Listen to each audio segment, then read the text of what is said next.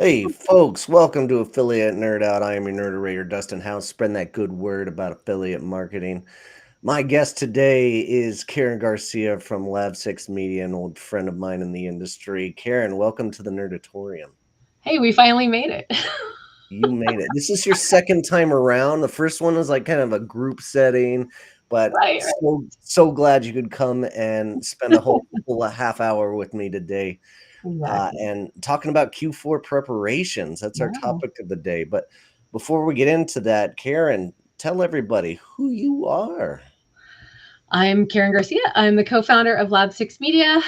We've been around for 10 years as an agency in this particular iteration, but we both Angel Jambazov, who is our business partner, and myself and my husband, Joel Garcia, have had different agencies for quite some time. We've all been in the industry for 20 plus years. In November, I will be starting my 26th year in the affiliate marketing industry, and I've got a few white hairs to show for it. But yeah, I've been around for a long time, and just really love everything about this industry. Mm. The industry has done a little bit worse to me in terms of white hairs. There's an old saying or an old joke about being a white beard in this industry, and I'm in that zone nowadays. So awesome. And tell us a little bit more about Lab 6 Media. What do you guys do and who you guys serving out there? So we're an outsourced program management agency. We manage affiliate programs for companies who don't want to do it in-house or want expertise to do it in-house. We work actually really closely with internal teams. Often we end up attending marketing meetings, helping with product launches, planning. So we're more than just affiliate. We do work quite well with a lot of our clientele. We work with small brands. We work with really big brands. Most of our clients these days are billion-dollar plus brands who have been around for quite some time, both on the B2B as well as B2C side. So because we've been around for so long, we've worked with a lot of different companies and a lot of different verticals. So we have kind of expertise across the board. Right, right. I One thing I remember most about you guys is the longevity of your clients that stick up on your website is just a really long time in this industry where turnover comes from agencies and affiliate managers. You guys seem to hold on to your clients. What do you think is like a testimony to that? Why is that? Um, Most likely just because we do good work. And we're very open and honest about the way that we do it. We don't try to be, we're trying to hide information. We're very upfront about, hey, this is the report and this is the report. I'm not going to try to sugarcoat it if something, went bad or for a particular week or if a promotion didn't work out. That doesn't serve anyone. We're also very strict with who we let into our programs. So there are some of our clients who can't work with coupon or loyalty for whatever reason or don't want to work with them. And we run those programs strictly on content. So we're very open to doing what the client's needs are. And executing on that, without a problem. Our longest client right now, we've had for 14 years. Yeah. So it's been really great to watch them grow and to grow along with them and just work with that team. Various people change internally, and we just keep right on rolling, and it's been really a fantastic experience. Amazing. And one of those big things that you guys do well, I assume, is the Q4 preparations, which is our topic of the day. And I'm so glad to be talking about this with you. I am traditionally in the SaaS realm, and Q1 is usually my busy time, but like Black Friday and Cyber Monday weekend, Cyber weekend altogether is not been my strong point throughout my career, and I'm so glad that you're here because you've gone through a few of these, I assume. Just a couple. Yeah, yeah.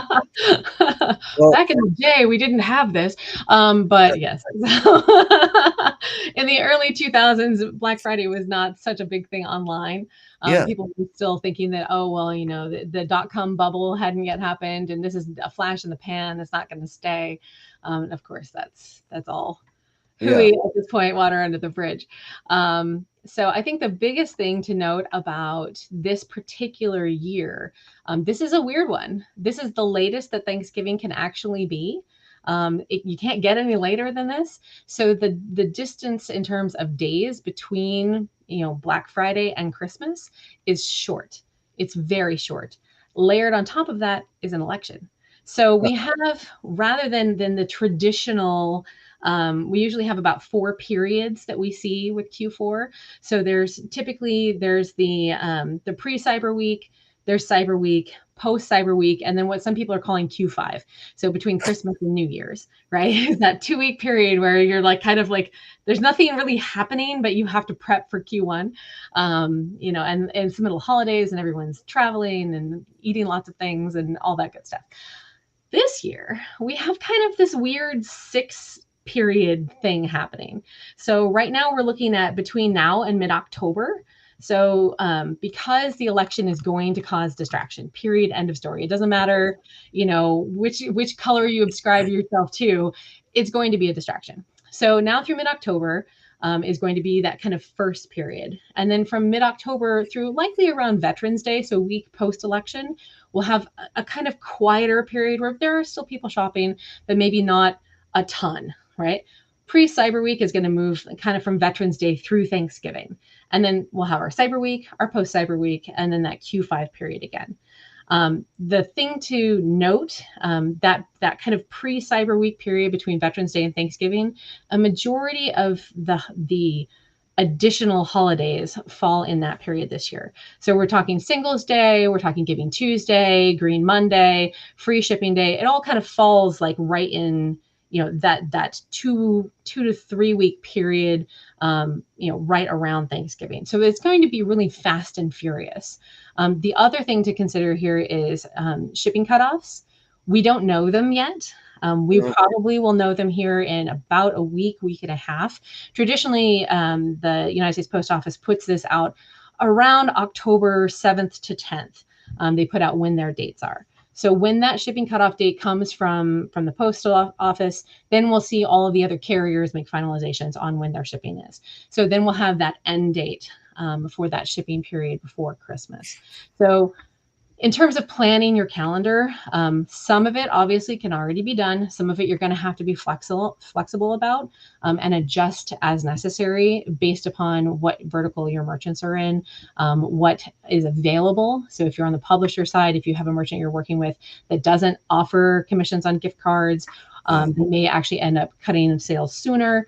So just things to keep in mind as you're planning your own internal calendars about when you're posting things, you may need to adjust.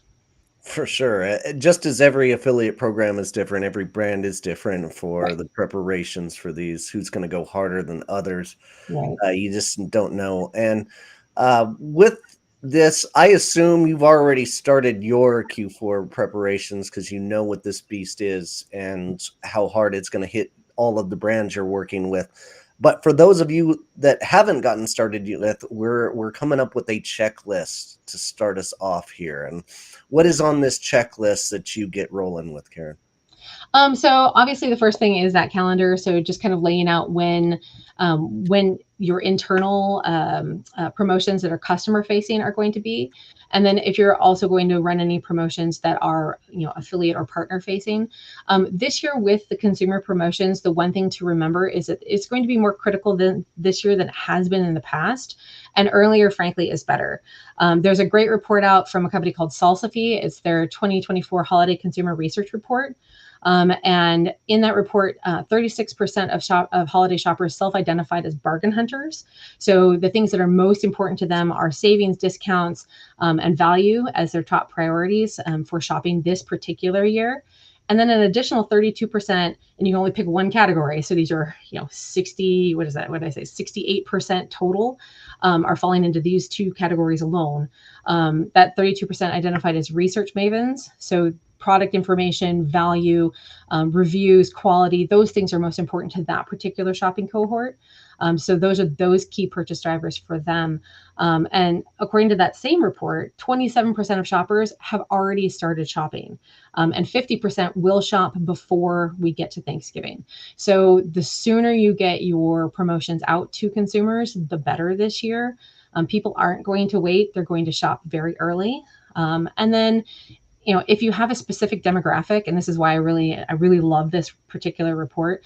If you have a specific demographic that your brand is targeting, that report actually breaks it down by age demographic. So if you're targeting Gen X or you're targeting Gen Z, it gives you the breakdown of when those particular age cohorts have stated they are planning on shopping, and what they're shopping for. So that's a really great one to take a look at. It allows you to kind of get into some deeper optimizations, not only for the brand. If you're an internal person, you can provide it, of course, to your team.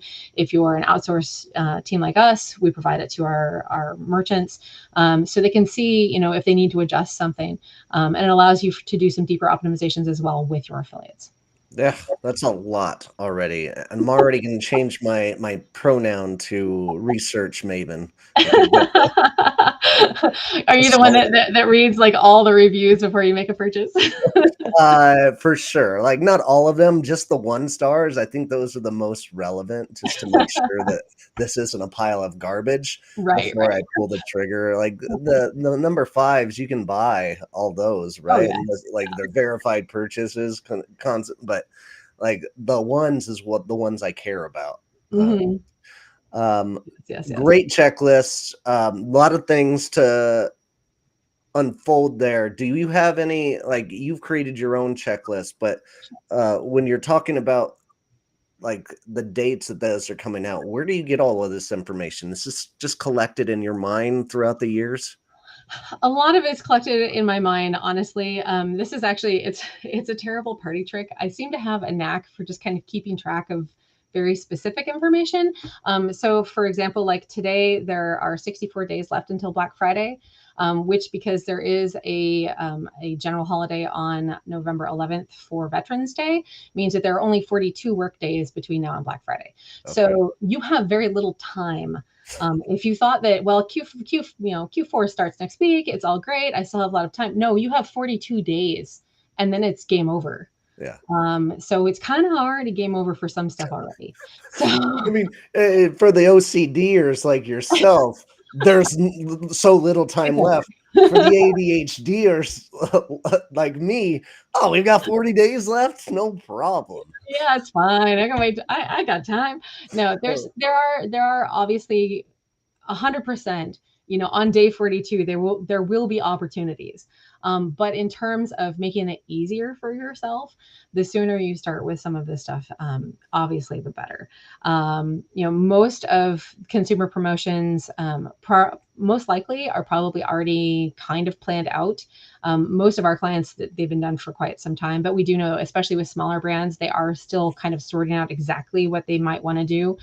They know that they want to have some sort of promotion the week before, Cyber Week. They may not know exactly what product, they may not know exactly what discount, but that it's coming. So there's no reason to not prepare internally for that. You're going to have to send a newsletter. You're going to have to go ahead and write up some copy, or make sure that there are banners ready, or all that prep work can be done in advance, which saves you a ton of stress. As we move through Q4, because things are going to change, and we don't know what we don't know. There may be something that happens, that is major, that comes out of, this next Prime Day that's coming in October. So, we may need to adjust. We may need to make some changes. Who knows if Google's going to throw something new at us with the SERPs, all of those things are going to change, how you effectively communicate with your partners and how you effectively execute on your Q4 plan. Absolutely. And one more thing I'll note on this calendar planning, like one of the best things a brand can do is divvy out their planning for the rest of the year, the Mhm. entire year, so that affiliate managers like us can prepare and get ready for this way ahead of time.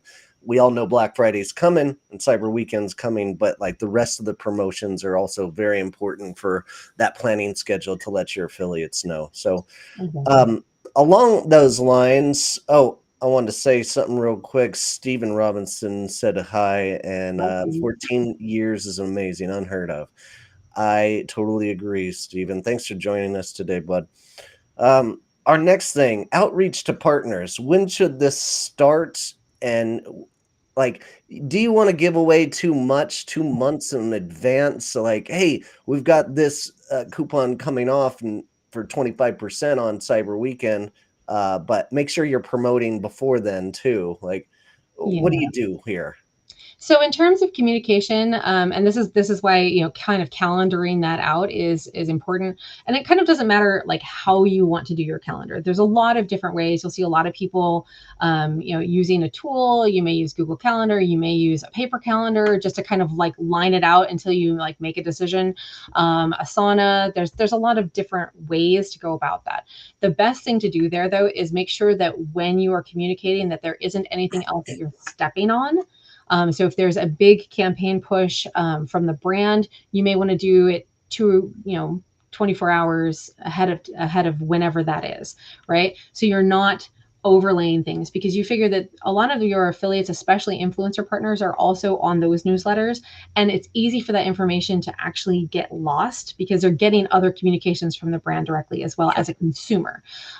So kind of plan that out, figure out what days work best for your communication. It may always be that your brand is your affiliates respond if you send something on a Thursday, but maybe your brand does better if you send things on a Monday. You're going to know the best for the affiliates that you're communicating with when you get the best responses, when people are actually opening your newsletters. You can see that in the networks. So if no one's opening your newsletter because you sent it on a Tuesday night at 11:30, maybe pick a different time. So those sorts of things are just minor adjustments that you as a manager can do, that can help your partners get the information that they need. Being upfront with it is always great. We do like to preload some of our Q4 campaign information into the networks. So if you have something that is not going to change, that you've got a very specific campaign for a very specific product, and it's going to launch on this date and it's going to end on that date, you can go ahead and put that in. All of the networks allow you to go ahead and add dates. So partners can see that something is coming. You can go ahead and let them know, hey, this is not okay for you to promote until this date. Most affiliates won't put those things up if they have dates on them anyway, because no one can buy them. But we always add that caveat to our newsletters that, do not post this until this starts, because we might change it. And that's something to really note from an affiliate perspective too. If you are looking at things that are preloaded in the system, for whatever network you're on, realize that might change last minute. So, making sure that you're prepped and ready to go, and then can double check things before you hit that launch button is really important. Great. What I'm hearing is wiggle room. Important. Yes. Give yourself a little wiggle room, so you don't get caught with your pants down at the end of the day here. Yeah, at the end of the day, I mean, the last thing a manager wants to do is have to contact an affiliate saying, hey, we changed this and this is wrong, and now the brand's mad at you, right? Like, nobody wants that. Nobody looks good there. And it's a bad customer service experience for the brand. It's a bad customer service experience for the customer. So if you as an influencer or a blogger is saying, hey, I've got this great coupon, it starts like, tomorrow morning, it's 20% off, and then it doesn't start, well, that's also a problem, because now you've kind of lied to your own, inadvertently, but your own audience now doesn't believe you. So it's a matter of trust. So making sure that you are aware of when things start and stop, and making sure that those things go on and off of your site or on and off of your socials in a timely fashion is also very important. Great. All right. So we talked outreach, the partners, and the preparation portion of this. What is in the execution phase of Q4 here? So execution phase, there's a lot of different things. So of course, we've got all of our promotions. Then there's also just kind of a regular thing that we do on the daily anyway, which is activation and recruiting. Recruiting doesn't stop in Q4. You can't stop. You can't stop, won't stop, always going. So you always have to be looking for who is maybe talking about your brand that would be a great partner that you're not yet working with. So keeping your eye open for those opportunities, because you may find somebody, the third week of November that is amazing and will actually move the needle for you in December. And being able to do outreach to them, in a quick fashion during this busy time is really, really also quite important. In terms of activation, we've been running as an agency, we've been running activation campaigns prepping for Q4, starting back in Q2. So that's kind of been ongoing for us. It's not to say you couldn't begin an activation campaign now, but it might be less effective for Q4 than you might hope. But the big takeaway there is remember that affiliates are in different places in their monetization journey. So all of your affiliates are not a one size fits all type of a situation. You may have somebody that's really, really brand new, somebody that up until now has only done social media influencer stuff and is dabbling in affiliate for the first time. You may have, a media company who's been around for, 50 years doing magazines, etc., and they're old hats at it. So giving them all the same activation campaign doesn't work.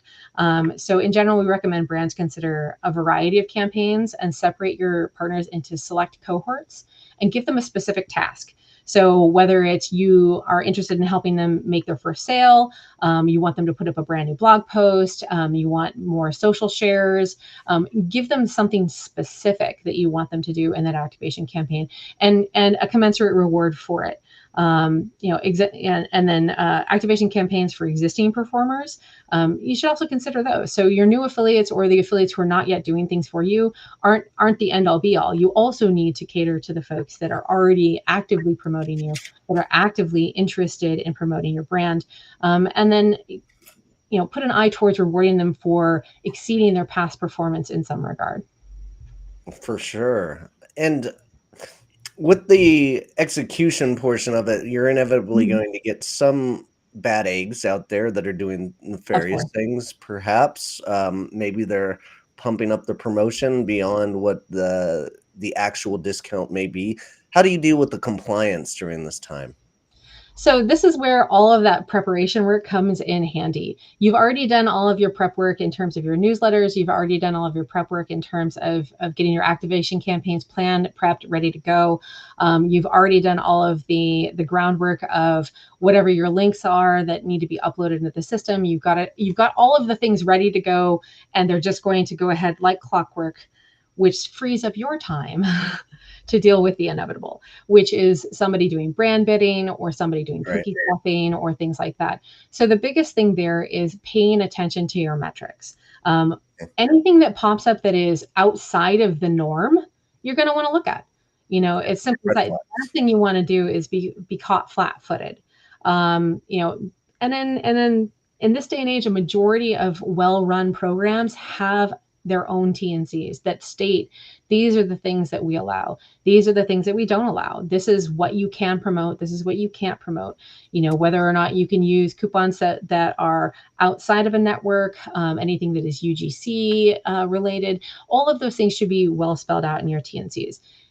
If you are a brand that does not have a T&Cs, I highly recommend that you contact somebody and get one done, and get them in place as soon as possible. Because the last thing you want is to have someone from a C-suite calling you, the week before Black Friday when everything seems to be going really well to say, hey, how come this person is bidding on our brand? Yikes. That's the worst. So there are services out there that you can go ahead and use them to help find those folks that are brand bidding for you. It does help, but unless you have some teeth behind it, you're kind of just stuck.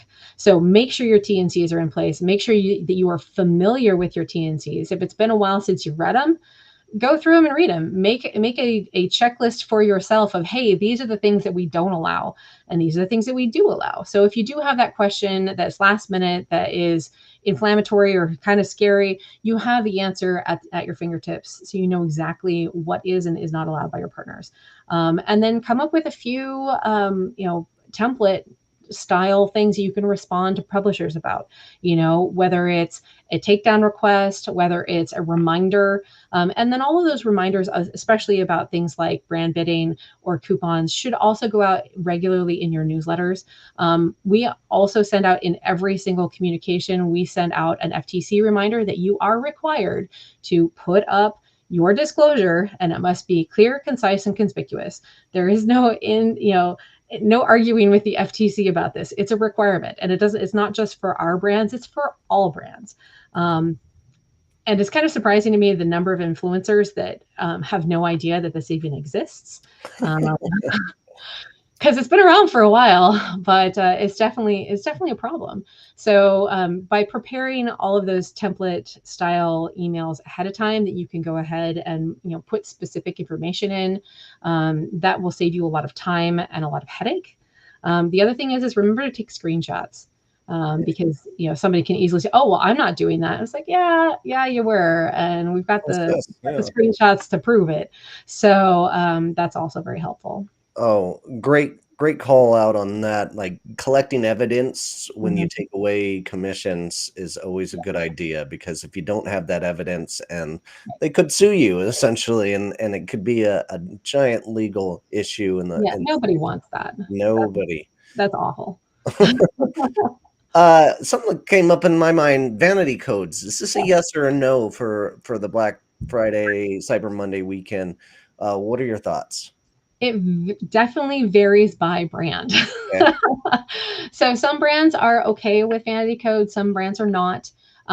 It's also, one of the problems that we are seeing, especially this time of year, and this always happens, is places where people can submit codes. So those UGC code submission places, vanity codes tend to get leaked to those, and it's unfortunate and it sucks because brands get really, really, you know, upset about it, and rightfully so, Mhm. because the influencer that was provided with the code specifically for their audience, they're not driving that sale.